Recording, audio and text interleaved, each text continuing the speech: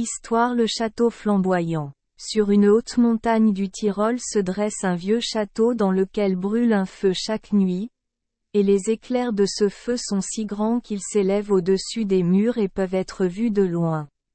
Il arriva un jour qu'une vieille femme, en manque de bois de chauffage, ramassait les brindilles et les branches tombées sur cette montagne couronnée de châteaux et arriva enfin à la porte du château. Pour assouvir sa curiosité, elle commença à regarder autour d'elle et entra enfin, non sans difficulté, car tout était en ruine et difficilement accessible. Lorsqu'elle atteignit la cour, elle y aperçut une bonne compagnie de nobles et de dames assis et régalant à une immense table. Il y avait aussi beaucoup de domestiques qui les servaient, changeant leurs assiettes, distribuant les viandes et versant le vin pour la fête. Tandis qu'elle les regardait ainsi, un des domestiques arriva, qui la tira de côté et plaça une pièce d'or dans la poche de son tablier, sur quoi toute la scène disparut en un instant, et le pauvre vieux effrayé. La femme a dû retrouver son chemin du mieux qu'elle le pouvait.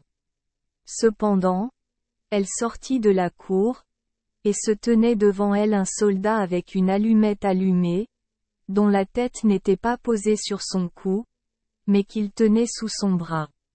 Il s'adressa immédiatement à la vieille femme et lui ordonna de ne raconter à personne ce qu'elle avait vu et entendu, sous peine de malheur.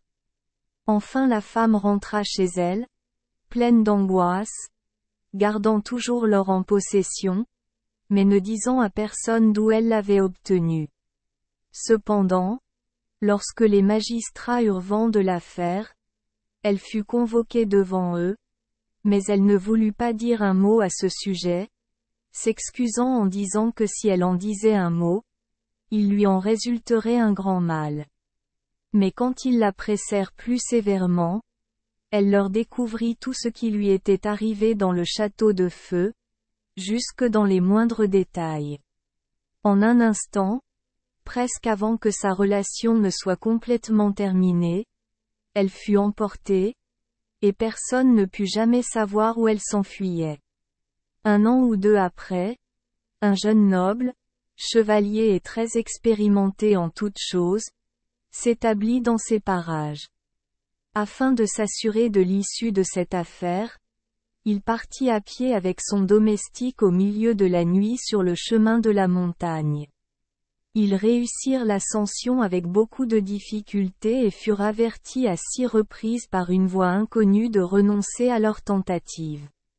Ils continuèrent cependant leur route, sans se soucier de cette prudence, et atteignirent enfin la porte du château. Là encore le soldat se tenait en sentinelle, et il criait comme d'habitude. « Qui y va ?» Le noble, qui avait le cœur audacieux, répondit. « C'est moi. » Sur ce, l'esprit demanda plus loin. « Qui es-tu ?» Cette fois, le noble ne répondit rien, mais pria son serviteur de lui remettre son épée.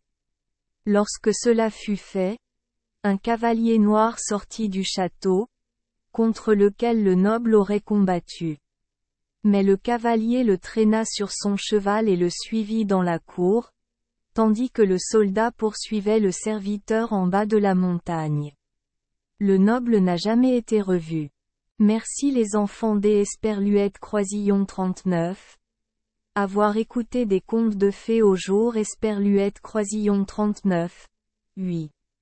Espérons que les histoires apporteront aux enfants des moments heureux et significatifs. Si vous aimez notre chaîne, veuillez appuyer sur le bouton S Esperluette Croisillon 39. Abonner, pour ne manquer aucune histoire intéressante. Je vous souhaite une bonne nuit de sommeil et de beaux rêves. Rendez-vous dans la prochaine histoire.